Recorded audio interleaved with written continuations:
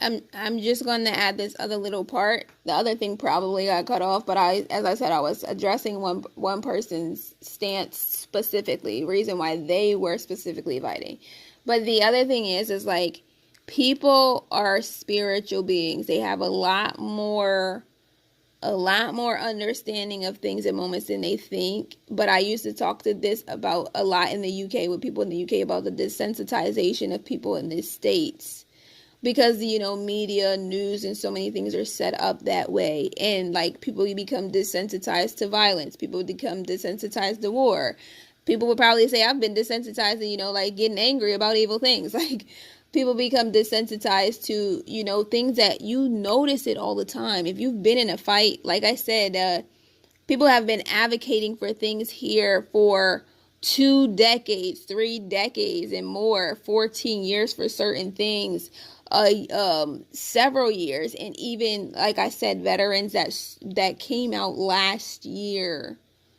The Trump administration just entered back into office again in January of this year. Yes, he was in office prior, but these things did not just start the Trump administration. A lot of you as American citizens, a lot of you as residents, a lot of you as migrants and immigrants, you have watched and noticed and see these things. If you work at different companies, if you work at different organizations in your communities, you've seen transitions of communities. You've seen how they've revitalized. You've seen influx of which asylum seekers, migrants, or that may be in your area and transition your area. You've seen different phases that your communities have gone through like the vision process of vision casting for every 10 years, 20, 25 years, 50 years, 200 years in advance. Like, you're aware of a lot more than you think when you give these permissions to do facial recognition scans for software, or for TSA, or for different things like that. When you have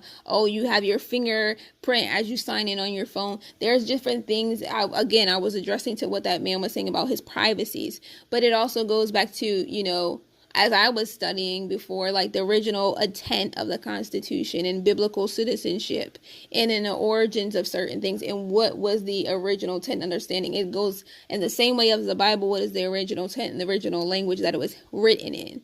3/4 rule and all that kind of stuff is ruled out when you say all humans and equal and unalienable rights and different things like that. So when you're fighting for speech, when you're fighting for rights, and then it there goes into the understanding, when I create a certain law, like if I did the 10 Commandments, and what are going to be the outcomes of all of those things, I have to look at the details of the outcomes produced.